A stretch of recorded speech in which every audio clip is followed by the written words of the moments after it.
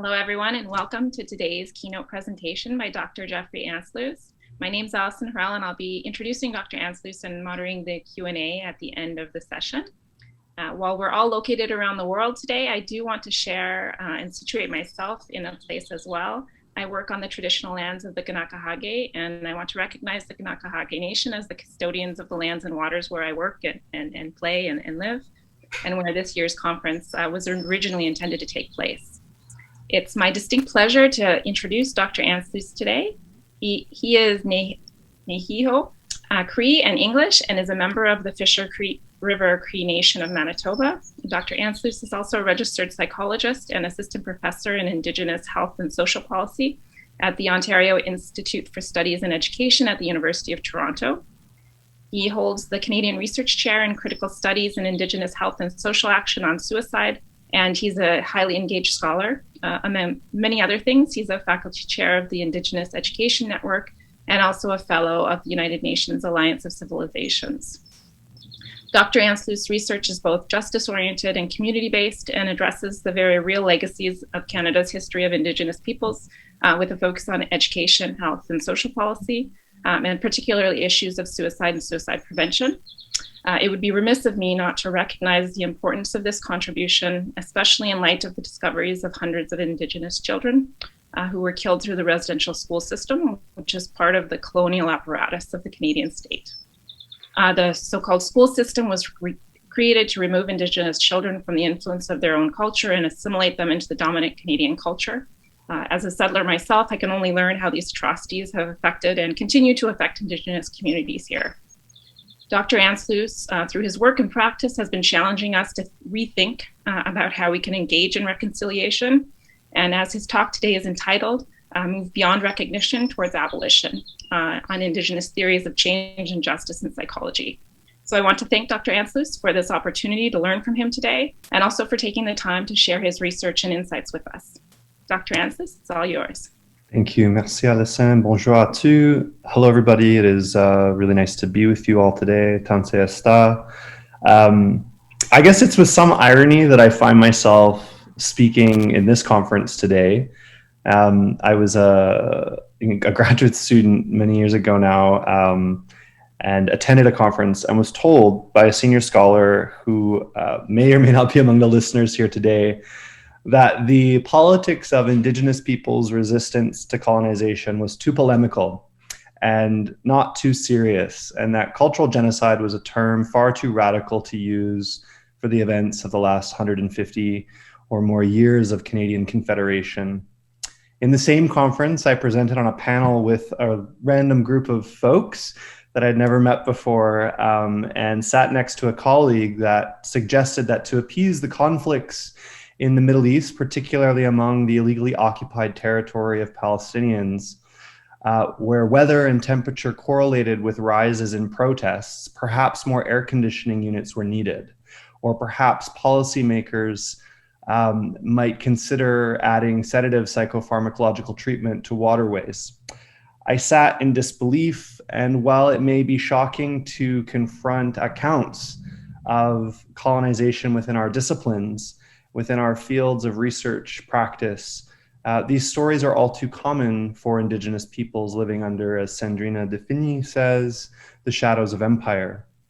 And so I come today to this both with a cautious spirit, recognizing that our own disciplinary traditions, my own psychology and ethics, theology, and studies of religion are spaces too that are colonized and that indeed colonize us. And I also come to it with a very hopeful spirit, with great appreciation for the invitation to share and to reflect on an important time in which we work, an important time in which we ask questions about what ought to make the world a better, more just place. I guess I want to begin too by acknowledging the territory in which I reside today, although I know that this conference is spanning the globe.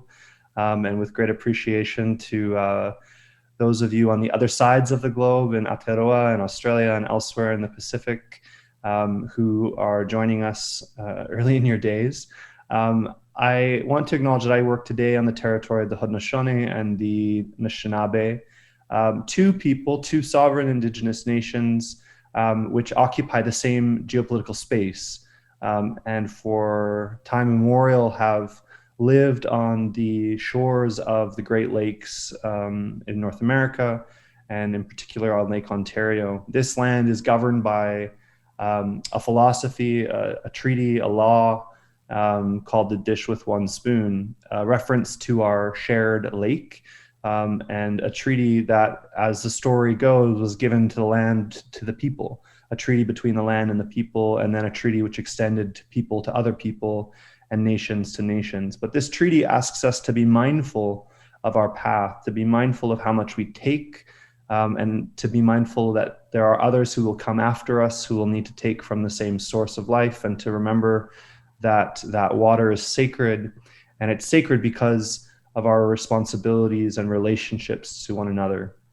So I think about that today. I think about the impact of the words that we say, what it means to live in this peculiar space of shared sovereignties, on a shared physical material place that is this lake. And then to think about what our responsibilities are today to one another, and the knowledge that we might confront and the knowledge that might unsettle or disrupt us. These are not the only waters that have shaped my life. I was born on the Red River in Canada, in Manitoba, a river that runs north through my traditional territory, the land of Niheyo, or the Cree, as we were called by the French, because they made us cry. And this land that is the center part of the prairies, it's a really important space, but it's the testing ground for most of Canada's genocidal projects. It's colonial technologies of the residential school or the apartheid structures of the reserve, among others. And these are the lands where my generations of family came from on my mother's side, and on my father's side, an immigrant to Canada. I bring these people to mind today because of the ways that these lands also teach us. They have taught us, and they continue to teach us quite literally with the bodies of our relatives, about the fact that empire is always built on bodies, and that empire is only ever as successful as our failure to resist it. And so for over 500 years, Canada, the European colonial governments which preceded our confederation, have enacted these projects of colonization against Indigenous peoples in Turtle Island and Inuit Nunaga. That is the territory of Inuit in the northern polar regions of our country. 5 generations of my own family, along with the families of virtually all Indigenous people residing in Canada, have been touched by various forms of colonization and various intersections of colonial interventions, which Alison began us with drawing our attention to and reflecting on, beginning with early contact, the likes of which had never been seen in this part of the world before, the introduction of biological threats, both unintended and intended, pandemics to say the least, reports of smallpox outbreaks, cholera outbreaks, these types of introductions of biological weapon, in addition to militarized movements against people that came to be the basis of the illegal formation of states under the Catholic doctrines of terra nullius, or what more recently has become acknowledged, aqua nullius, the ways in which our waterways also were seen as empty, to the more recent atrocities of the last 150 years or more of the Canadian Confederation, seen no more and more importantly than in the great experiment of the Indian Act, an apartheid legislation which served as a model for other apartheid legislations throughout the world, Australia and South Africa, no exception. This legal doctrine, in a sense, a law, created the legal basis for policies like forced sedentarization, or the relocation of Inuit to the furthest northern reaches of the Northern Pole, whereby their only forms of transportation, sled dogs, were murdered by our own government to keep people in cold places. These were the legal justifications to remove Indigenous children from their families, forcibly enrolling them in residential quote-unquote schools. This occurred, of course, because Indigenous peoples within our law were not considered citizens, did not have the rights of citizens, and were considered wards of the state, with mobility and movement well until the later part of the 20th century restricted. In the mid-20th century, recognition of citizenship granted. But through this process, various forms of social policy, like the Indian residential school, like the child welfare movements of the mid-century of the 1960s and onwards, like the Royal Police, the RCMP, like eugenics testing, and lesser known international scandals like the forced sterilization of Indigenous women that has occurred in Canada in mass well into the 1970s, and more recently with lesser pervasiveness, but nonetheless occurring well into our current decade. There are endless stories, there are endless technologies and statecrafts of colonization that could be elucidated today. But I will pause there and just simply acknowledge the fact that there are, of course, different types of colonization that have occurred throughout the world, and indeed throughout Turtle Island and Inuit Nunavut. Settler colonialism, as I take it up particularly in this space today, is a super complex sociological process aimed at occupying Indigenous peoples' land and water and air. And in the face of Indigenous peoples' presence and inherent rights to these spaces, settler colonialism is connected to the broader projects of suppressing Indigenous peoples' comprehensive self-determinism as exerted within those geopolitical and indeed material spaces. Regarded as genocide by some, a necropolitic by others, settler colonialism produces a violent social order. I speak to this, both these two very intense categories, rhetorical categories, genocide and necropolitic, by no means merely as a rhetorical device, but I quite literally mean its terms. A necropolitic insofar as that the majority of Indigenous children in this country grow up in conditions that are not commensurate with the wealth of the state. That is, we have an inequity which is unfair, preventable, and yet occurs. We have citizens of the country who are Indigenous by birth, who are systematically disadvantaged in forms of health, social, educational, public spending, which produces varying types of social and health inequalities that make living really hard. And living, to speak of living, the leading cause of death for Indigenous people under the age of 35 is suicide. Quite literally a context where staying alive is a difficult thing in a world that wants to deny you conditions for living, conditions that are conducive to not even thriving, but conditions conducive for living. This, I think, at its purest form, is a necropolitic. I want to pause here and read you something written by a colleague of mine, Dr. Billy Ray Belcourt, a poet, a Governor General poet laureate, who writes, "What is it that constitutes a not dead native? A myth doused in a midnight, a soul in the shape of a clenched fist. Concerning the collapse of organized human life, I demand that my 2 cents be taken seriously. God sends his pale horsemen westward every day. Canadian history, or how to wage a war on emotion. For a century, no one spoke of the extinction of joy. A village emptied of its children is a haunting. Every natural phenomena becomes an eclectic gesture. Am I a war hero if I succumb to Mother Nature's fury and not to my captors? Poets pledge allegiance to my country that I don't believe in. A country is how men hunt in the dark. A man I love but don't trust kisses me the way a soldier might press his face into the soil of an old country. I am a museum of modern misery he storms through, which is to say the body signals a crisis of representation. The body is an archive when it heralds an indictment of sufferings that multiply. So what if in the end my living amounts to an evidentiary act? What I wanted was what I asked for. I saw my kukum for the first time in weeks. Miraculously, she is still alive. All morning I picked bits and pieces of history from her hair. Indeed, a poetic register, but one that brings us close to the ways in which colonialism and settler colonialism within this particular context is not only a violent social order, but it is a debilitating one. It is one in which robs people of the opportunity to thrive and to live while simultaneously having their very movement surveilled to prevent death. In May of this month, as my colleague Alison highlighted, Chief Roseanne Casimir announced that the remains of 250 children had been found near the city of Kamloops in British Columbia.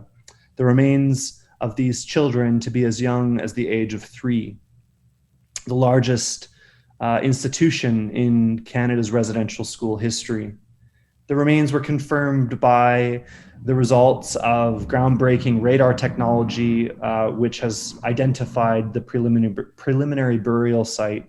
I might add that the majority of residential schools in Canadian history were designed by architects which always accounted for the burial of its residents. This is a harrowing fact that speaks to the colonial intentionality of these systems. In June, a month later, less than a month later, mere weeks later, the Cowessess First Nation in Saskatchewan announced that it had found 750 unmarked graves after similar investigations. A mere week later, in the Kootenays of British Columbia, the remains of another 182 children were found at the St. Eugene's Mission School, operated by a contractor of the Canadian government, the Canadian Roman Catholic Church, until the late 1980s. Again, mere days later in Manitoba, this week in the Maritimes, again this week in Alberta.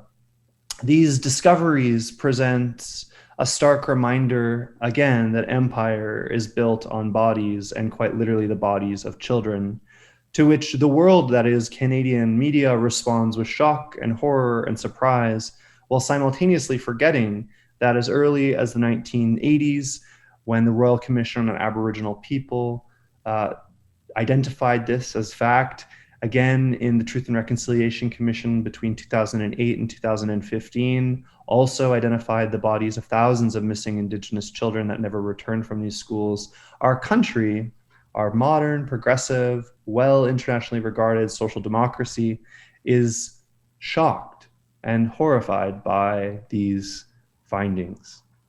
During the entirety of Canadian Confederation, Indigenous peoples have drawn attention to the various abuses of the Canadian government, speaking publicly the things that were rendered unspeakable in previous colonial orders, organizing mass movements like the Indian Brotherhood, or in more recent decades, Idle No More, and in recent years, the land defense of Wet'suwet'en, the land defense of Tenanaga, the land defense of Ryerson University, where largely young, mobilizing of activists seek the rematriation or return of actual land through various forms of political participation, which includes non-participation, organizing, direct action, writing, literature, and research.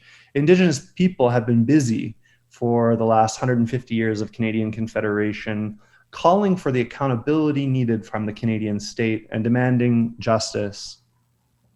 But my question is, whose justice and what justice? And indeed, what is justice in a field of practice that has been deeply wedded to the colonial project? And what is justice in a country upended by the hegemonies of Eurocentrism, Christianization, and white supremacy? Across Canadian history, we have had varied responses to these calls for justice. Often framed as the Indian problem by the state, the constant presence of Indigenous peoples' mere bodies on the lines of Canada's colonial architecture and collective history, our demands for justice have caused varying forms of public reckoning.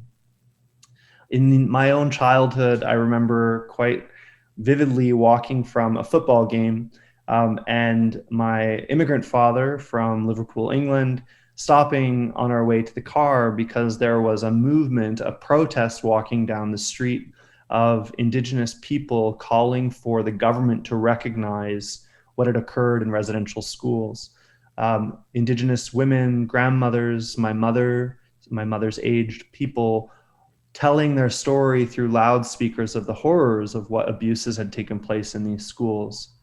Indeed, Indigenous women have played a very important role in the narration and the awakening, the moral consciousness raising of Canada in its acknowledgement and its recognition of its own violence. Across Canadian history, Indigenous women too have been told they have been too polemical, that their feelings do not matter as much as the facts of inquiries, that while the Canadian government only records X amount, approximately 200 missing and murdered Indigenous women, these women's accounts of thousands of Indigenous women missing and photos of them are often less regarded. Dene political scientist Glenn Colthart, who will be familiar to many of you working in the intersections of Indigenous studies and political science, a Marxist and Indigenous theorist, argues that the dominant sociopolitical doctrine of the mid-century, the 1960s in particular in Canada, liberalism, gave rise to a particular understanding of justice which has shaped both Indigenous peoples' encounters with the state and indeed Indigenous and state relations on the level of both national and treaty-making negotiations. Of course, there are other reasons for this. It's not as if suddenly the first Trudeau woke up one day to the idea that liberalism might produce a particular response. But indeed, the first part of the 20th century saw tremendous activism by Indigenous peoples, culminating in the mid-20th century anti-colonial resistance movements, and particularly the flourishing of communist and socialist thought among Indigenous organizers, as well as their transnational solidarity engagement with the rising liberation movements occurring around the world at the time, was beginning to produce a type of active social presence and accountability to the Canadian government that began pressuring types of responses that resulted in things like Jean Chrétien's white paper, which proposed the integration of Indigenous peoples into the state and the dissolution of the Indian Act. But progressive and successive liberal governments really quelled, in some public senses, these Indigenous resistances to the settler state through various legislative moves, which I am not an expert at, but I can certainly point to policies of enfranchisement, constitutional recognition, and various forms of state-sanctioned transitional justice, including the formation of political advocacy groups like the Assembly of First Nations, tribunal processes like the Canadian Human Rights Tribunal, and various commissions and inquiries. I should note that I wasn't born a citizen of Canada, but I was born a ward of the state in Canada. And some of these legislative moves shifted the legal status of folks like me and my family in terms of our actual civil rights within this country. As many of you will be familiar with, in 2008, the Truth and Reconciliation Commission of Canada was created through a legal settlement between generations of survivors of residential schools like my grandmother and my mother, the political advocacy groups set up by the federal government like the Assembly of First Nations, as well as Inuit representatives, and then parties who were largely responsible for the creation and operation of the Indian residential schools, the federal government, and churches. The mandate of the TRC in some senses is interesting to think about in light of the fact that it's been largely federal state actors that organized and orchestrated this commission, which was to inform all Canadians about what happened in residential schools. I always pause there to think about the fact that how could something as sinister and as genocidal as thousands of children being put into shallow graves beside schools be hidden from sight? That gets at the very architecture of the structure of colonialism and the ways by which colonial logics remove its own participants from the site of violence. The TRC documented the story of survivors, and interestingly enough, the commission frames it in this manner. The TRC documented the truth of survivors, their families and communities, and anyone affected by the residential school experience.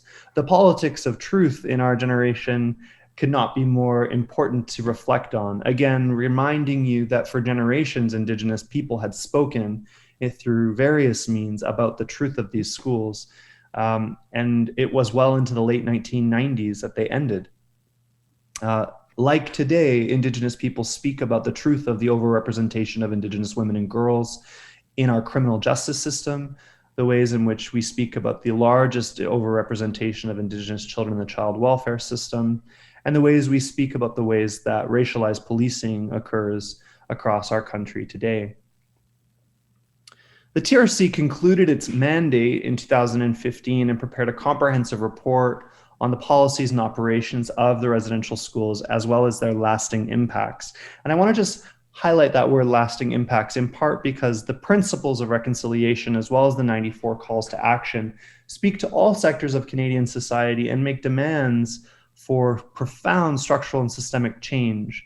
And while internationally these were lauded as a very progressive social policy, I've seen presentations at this very society about these forms of transitional justice, but certainly celebrated by multilateral human rights organizations. These state-governed processes have been largely critiqued and increasingly critiqued by Indigenous scholars and Indigenous rights activists as flawed, in part because while they sound like compelling moves, they have largely not actualized any structural change.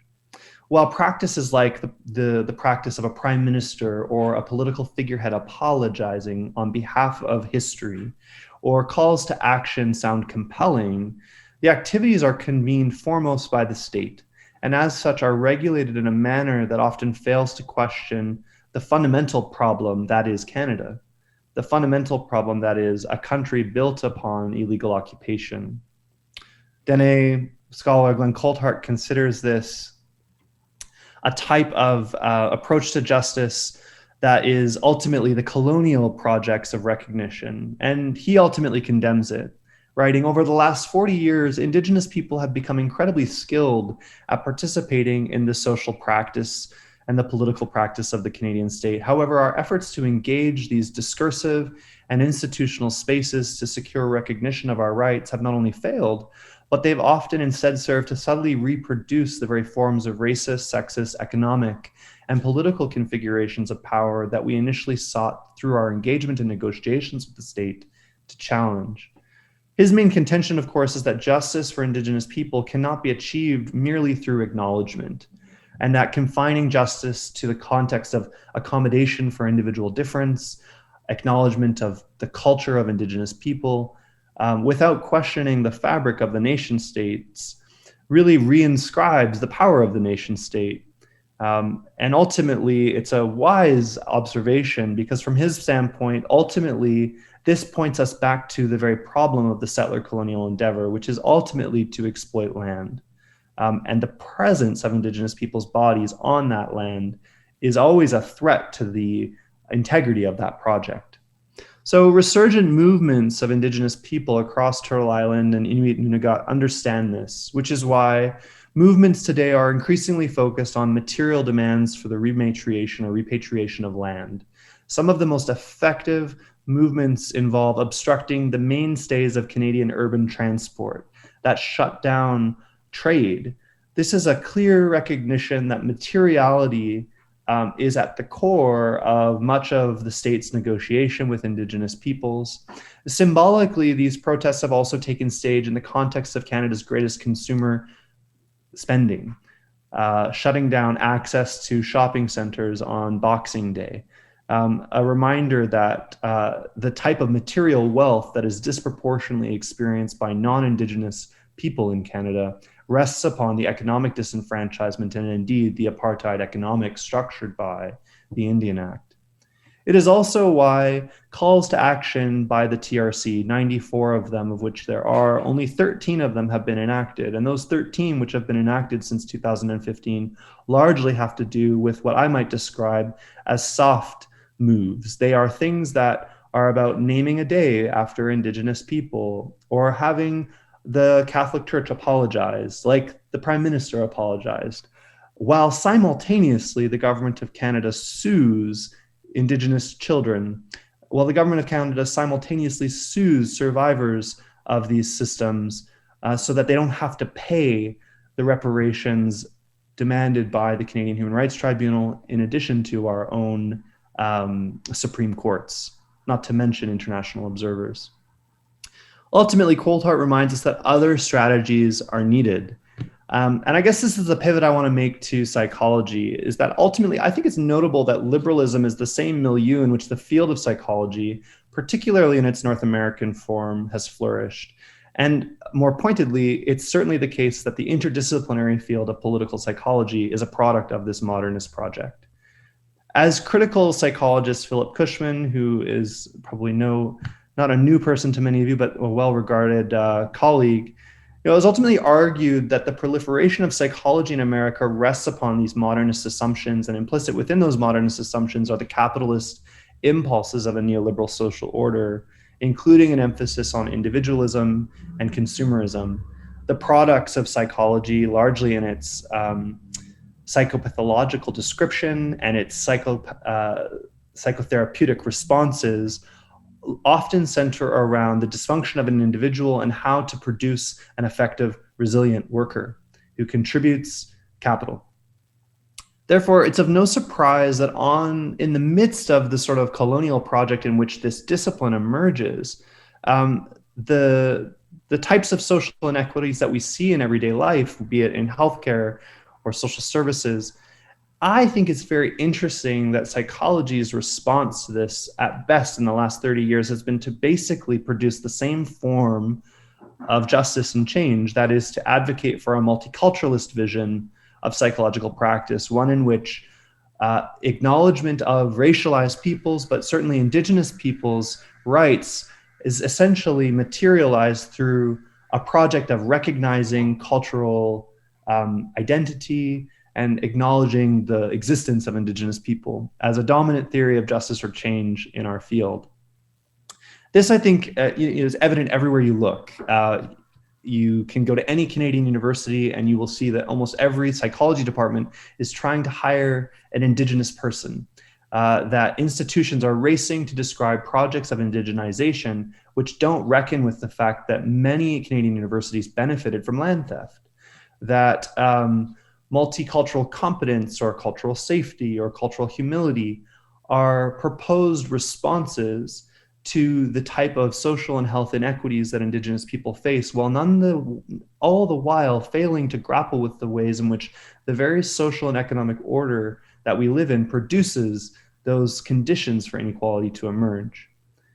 This ultimately, for me, is why I take very seriously our government's curious interest in psychological service, particularly through its more recent investments in mental health programming to both profit off of and to maintain colonial dominance over Indigenous people. I've been tracing discursively through some critical media studies over the last few years the uses of the word reconciliation by political figures, as well as more recently a discursive frame used by our Prime Minister and our Minister of Indigenous Crown Relations and Ministers of Indigenous Services, which is the healing journey. That reconciliation can only happen as we continue the healing journey together.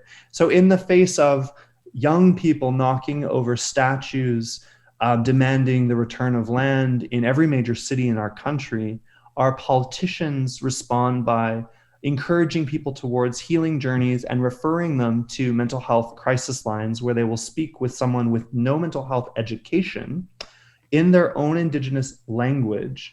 And those contractors are then paid by the federal government.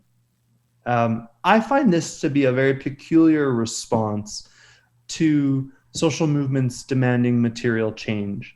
It is is not a new response, however.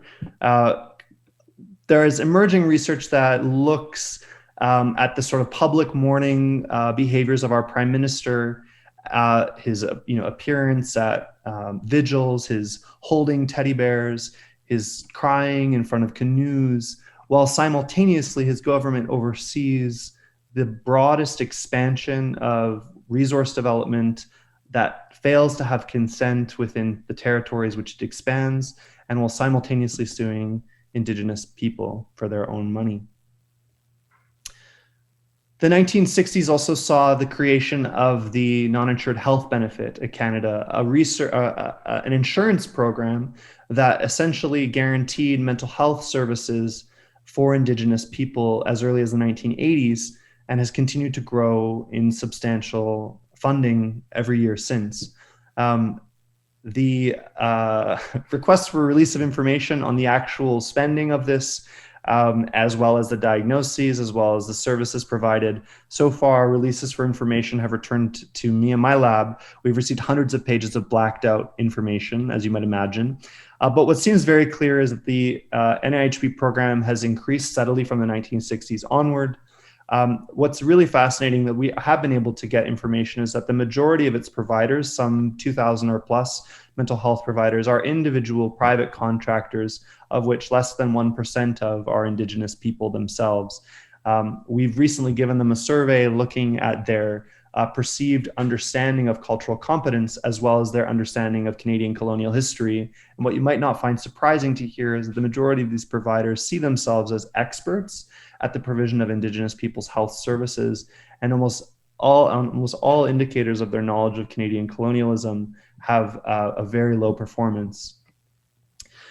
I think that what the field of psychology has gotten very good at doing is talking about culture in ways that are anthropological, that point to what clothes to wear, that, as I like to say tongue in cheek to my students, put feathers on Freud. They take things that are part of the Western anthropological imaginary of indigeneity and impose it onto the unquestioned epistemic foundations of psychology, and try to say that the way that we do justice is to acknowledge the presence of Indigenous people's cultures, to appreciate their language, to sit awkwardly through the land acknowledgements where we get confronted with the violence of extractive settler colonialism, all the while maybe at best naming the fact that there are structural determinants, but never really going further than that, because that might be too polemical.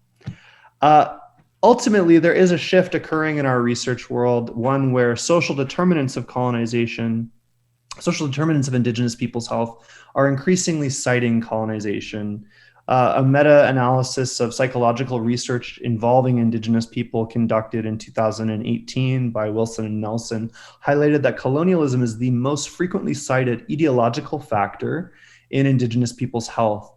What's interesting, though, is it's rarely defined or described, or the relationship between that structure and people's affective and biosocial well-being is rarely ever elaborated upon. In fact, I think we're getting good in psychology at the performance of reconciling. We're getting good at saying, yes, that's violent. That was bad. Colonialism was bad. What we need to really think about, though, if we are going to be psychologists and political psychologists, no less, concerned with Indigenous people's self-determinism, their thriving, we must look beyond disciplinary or state recognition for the types of justice that might be needed to unsettle colonial dominance.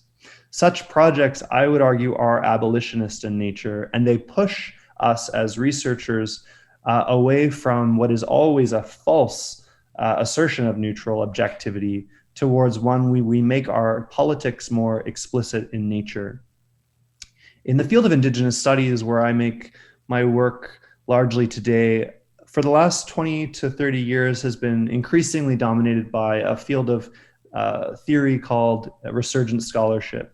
That is an idea that largely propagated early on by scholars like Tahke Alfred, Leanne Simpson, and Glenn Coulthart, among others, is a type of political perspective that says that one of the ways in which colonization is resisted is through the embodied material enactment of one's Indigenous identity and culture.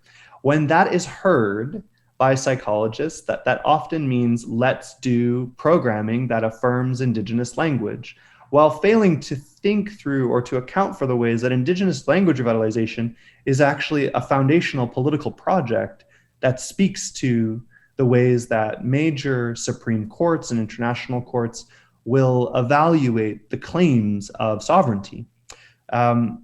This has been, of course, expanded in recent years by many. Coulthart writes that a resurgent politic of recognition that seeks to practice decolonial, gender emancipatory, and economically non-exploitative alternatives of law and sovereign authority grounded in a critical refashioning of the best of Indigenous legal traditions and political traditions.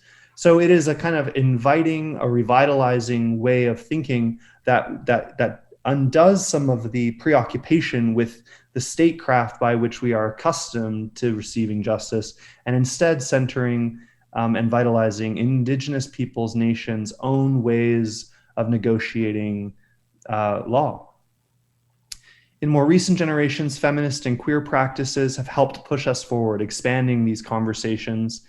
And in more recent years, this sort of getting at a prefigurative or worlding or presencing politic or political practice, not only between state to state, but between people.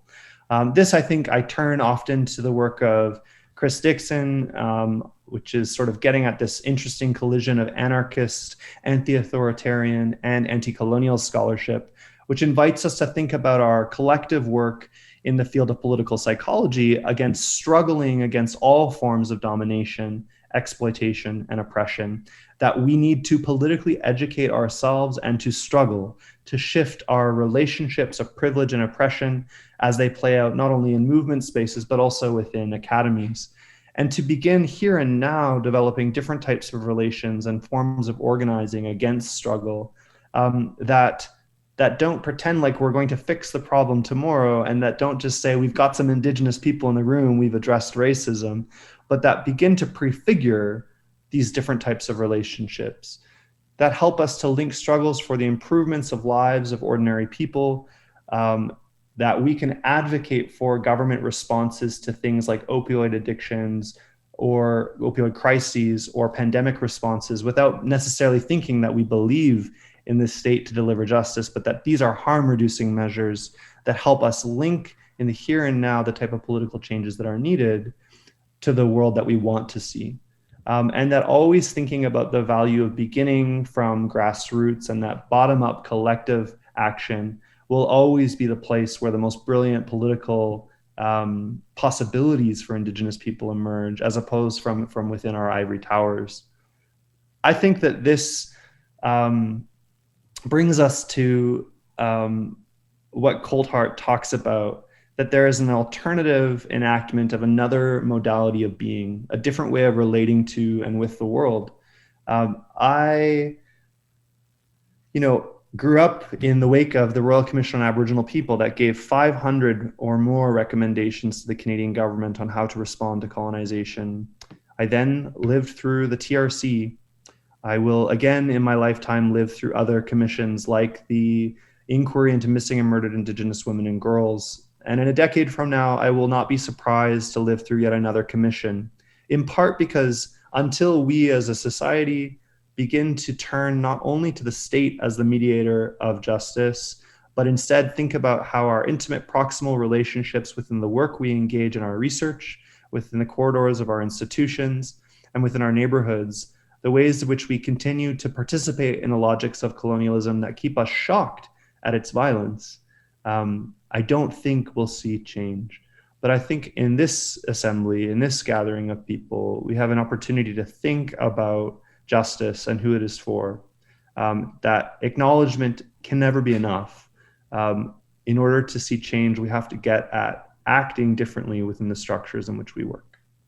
Thank you so much, Chimigwech, for your attention and your consideration today, and I'm delighted to take some questions. Thank you so much, Dr. Ansloos, for that really rich and engaging discussion. And we have some questions that are already in the Q&A.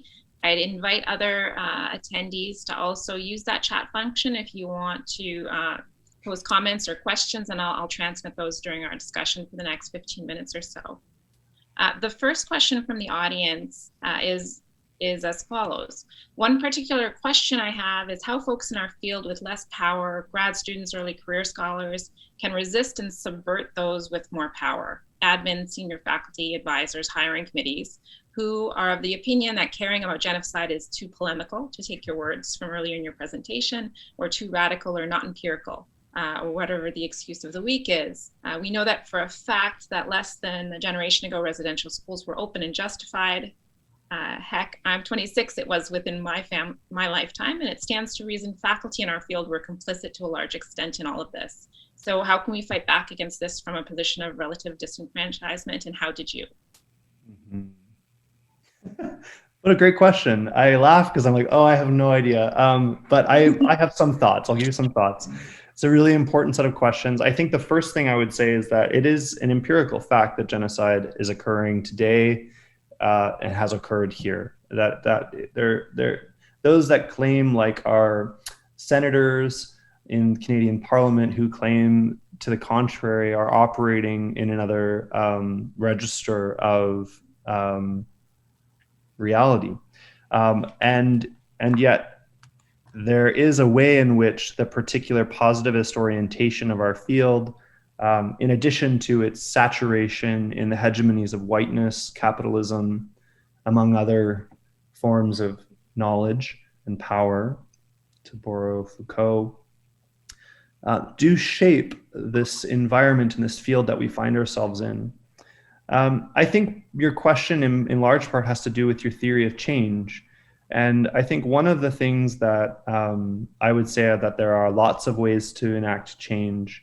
The ways that academic disciplines tend to operate in this modern moment is to encourage students towards theories of change which are ultimately participatory and reformist.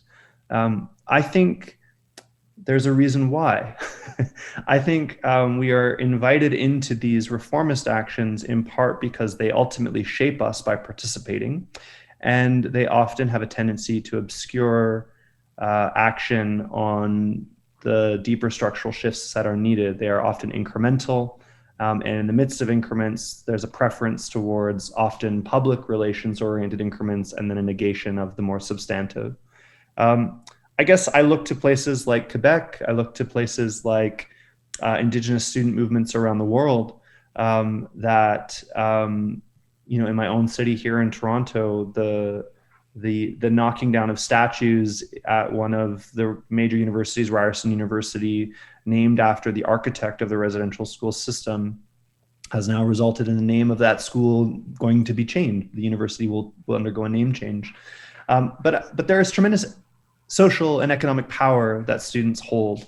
And while increasingly students face greater precarity than ever before, I guess I would also say students still have tremendous power. It's in the form of their labor. It's in the form of the ways in which they make public the type of grievances that universities fail to take seriously. And so, yeah, I guess I would say to not underestimate one's political power in refusing. That refusal is as much a political tactic as reform. And that I think the future of higher education and indeed research is not within compliance with a disciplinary frame, but is actually in thinking about education that will benefit the public and society at large. And so, yeah, it's not an easy answer to your question, but I think it is an answer to say, to continue to fuel the work that is transformative, you have to be willing to take risks in one's perception. Maybe I'll never get invited back to this conference after some of the things I've said, but I guess the other thing I would say is that I also think we need to never operate under the guise of sort of a purity politic that assumes that we're not complicit in the very problem we're describing. And so, I'm an Indigenous person working for a colonial department that actually educated residential school teachers. I work at a university that economically benefits, and indeed all of the salaries that professors make at every Canadian public university has benefited from chattel slavery. These are the Atlantic slave trade. Like these are parts of the social and economic fabric of the institutions that we participate in. And so I think that sort of linking struggles for the improvement of the lives of ordinary people to long-term transformative visions mean that we also need to become deeply pragmatic about the ways that we are complicit, and we're always making imperfect movements, and that we need communities of accountability to enrich our work together. Thank you.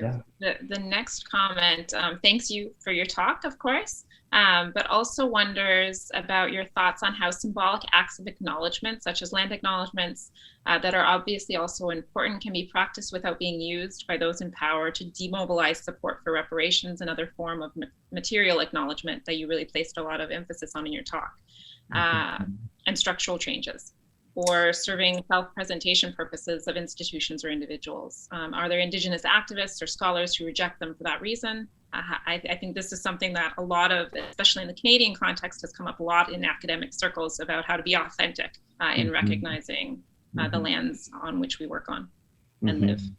Well, this is such an important conversation that indeed has been taken up widely in Canada. About a year ago, maybe a year and a half ago, I did an interview with CBC, Canadian Broadcasting Corporation, around this very question, in part because we hosted a lecture with Dr. Cindy Blackstock, an Indigenous children's rights advocate at the University of Toronto, and my colleague Lindsay Dupre and I opened the event by intentionally not acknowledging, and we said we were going to not acknowledge the land that we were living on, in part because the environment seemed to be unwilling to face the structural realities of that act.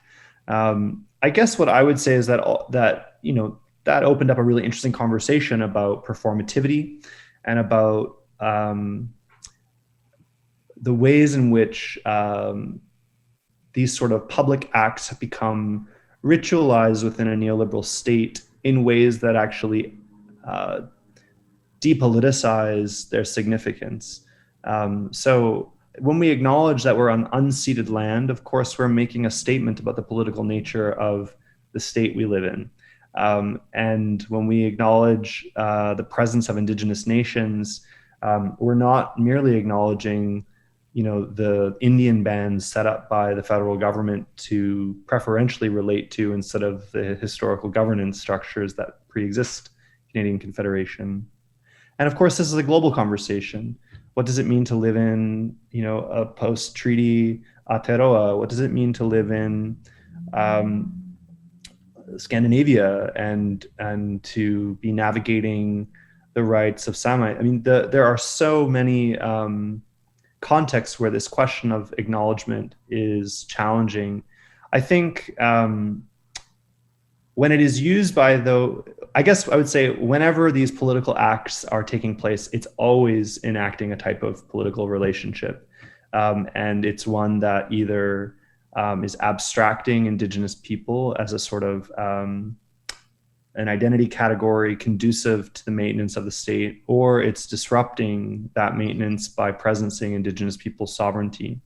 So when I acknowledge space and land, I try to do it in a way that draws our attention to the awkward stickiness and unsettled nature of that claim. And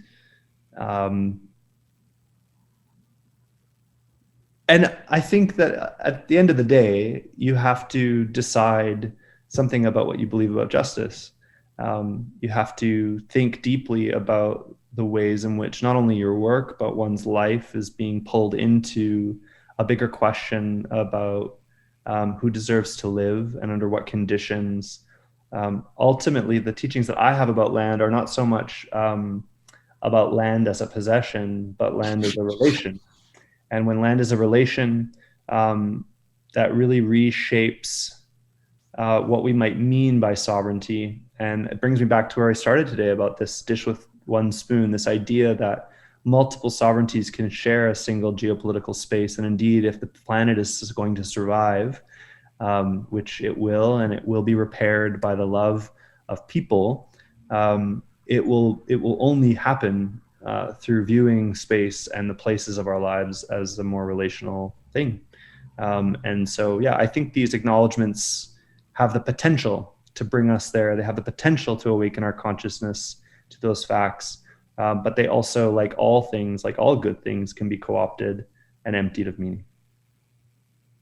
So I'll invite people to continue posing their questions in the chat, but I wanted to take my prerogative as moderator to pose a question as well. I wrote down two quotes from your presentation. One is, empire is only so successful as our ability to resist it, which you said early on in your talk. And the other is, Indigenous peoples have been busy.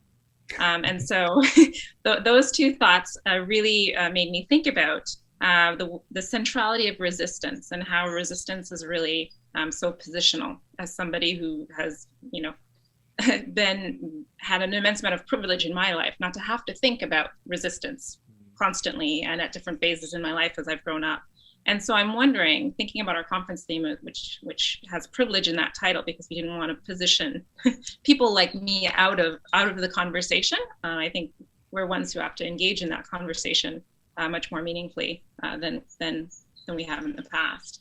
So I'm wondering about resistance and how we can think about that in terms of privilege, and what resistance requires of those in more privileged positions, if you had thoughts on that.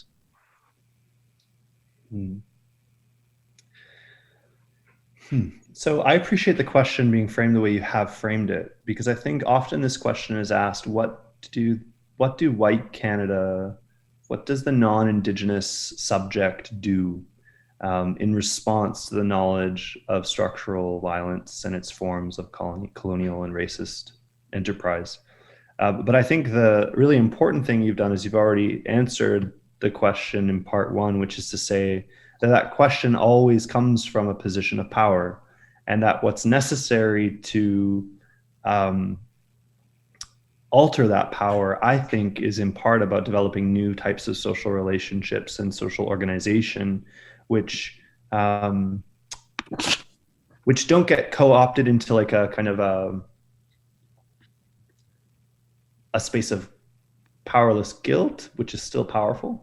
But instead really begin to think about the types of ways in which we enact different types of relationships immediately in our lives. How we, what I really want to see is, I want to see non-Indigenous psychologists drawn into the struggle for Indigenous people's justice. I want political scientists in Canada to describe the way that empire is continuing to function.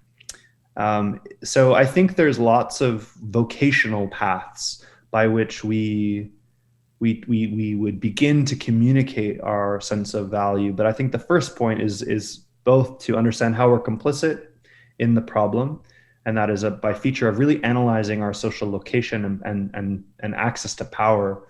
But I think that's too often where we stop. No one just needs like a diversity report card or like musings on privilege. That sort of intersectional analysis is the first step in trying to better understand and enact changes. And so I think ultimately it's asking for a more active and a very risky word for political scientists, a more activist orientation to scholarship. And so maybe I'll use like the community engaged, which is like the soft way of saying what I really mean, which is that I think we need to make explicit our theories of justice, to be really clear about what we're committed to and why we do the scholarship that we do. I want to do away with curiosity-driven research in a time when there is evidence of genocide.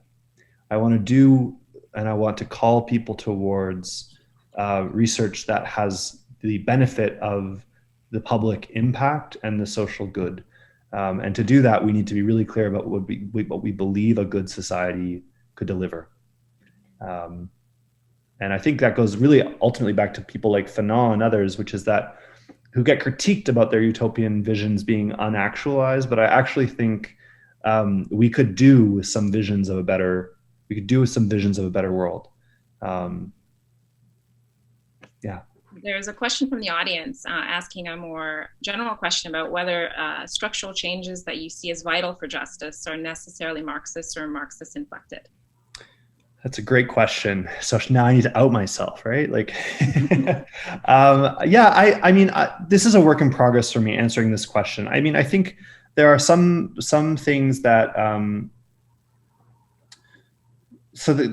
yes and no. I think that's the truth. Yes and no. I mean, I think there are some of the ways in which Marxist ideas and Marxist theory have been really harmful to people around the world and to Indigenous people sometimes, not always. I think what I may be getting at is something which, again, Chris Dixon calls another politic. It is not singularly defined by Marxism or anarchism or anti-colonialism or anti-authoritarianism or feminism or queering or anti-capitalism. These are, I think it is marked by a commitment against all forms of violence and a belief in the power of people, and a desire to have a more relational and holistic and sustainable future for myself, the people I love, the people I don't love, and our planet. And I think that is sometimes called socialism. I think that's sometimes called Marxism. For me, I don't know that it's actually been illuminated by Marx or by Marxist-infused political theory. I think that it has been shaped by the negation of groups of peoples in a very uneven and unequally distributed society, and in a society where that is unnecessarily so. Now, if we want to talk about billionaires, bring it on. I'm a Marxist there. Let's make them illegal, please. Or they can stay in space today. So unfortunately, I'm going to have to cut our conversation off here as our time has run out, and there's other panels that'll be starting in a little bit. But I wanted to use the comments from one of the audience members. I think they sum up my thoughts very well. One audience member said, "It was a very sobering talk. Thank you for widening the horizons and raising aspirations for all of us."